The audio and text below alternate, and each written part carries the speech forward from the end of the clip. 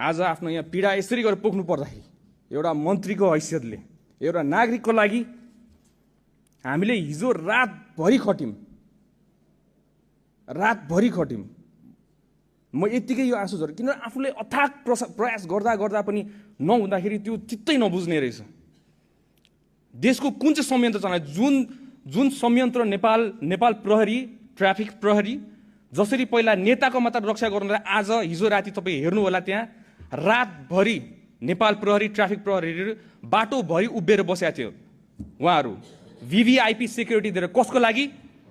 गणेश नेपालीको safe transfer एयरपोर्टको लागि रातभरि सुतेका छैनन्। उहाँहरू पनि आफ्नो नागरिकको रक्षा गर्नको लागि।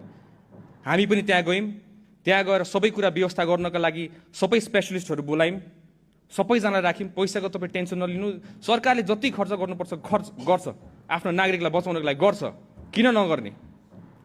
पहिला त्यही VIPलाई मात्र सेक्युरिटी दिन्छ भने आज नागरिकलाई सेक्युरिटी दिनको लागि हरेक बाटोको कुना काप्चामा बसेको थियो। सम्माननीय सभामुख महोदय,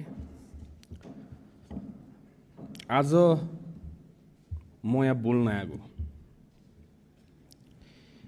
मैले धेरै साथीभाइहरू देखेँ, मानिसज्यूहरू उठेर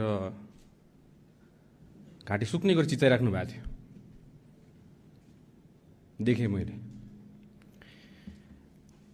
र यो भन्दै गर्दाखेरि चाहिँ हामी गृह मन्त्रालयमा बसेर के गर्ने होला, कसरी गर्ने होला, अब कसरी उहाँहरूलाई सान्त्वना दिने होला, के गर्ने, कसरी मिलाउने होला भनेर सोच्ने हामीले हाम्रो टिम बनाएर हामी कुरा छलफल गरिरहेका थियौँ।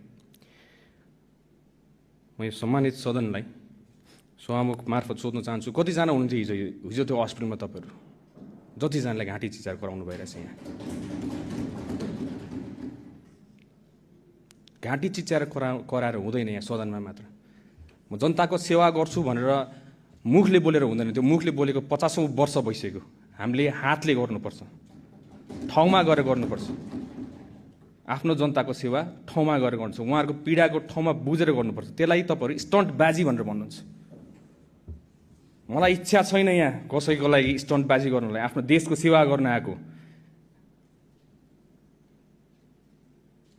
जानी नजानी अन्जानमा होस्, आफूले सक्ने नसक्ने हामीले गरेर हातमा पानी राखेर यसरी गर्दै बिस्तारै हिँड्दै हामी यहाँसम्म आएको। पोख्ला कि देश दुर्घटनामा जाला कि भनेर, त्यसलाई तपाईँले स्टन्टबाजी भनेर भन्नुहुन्छ।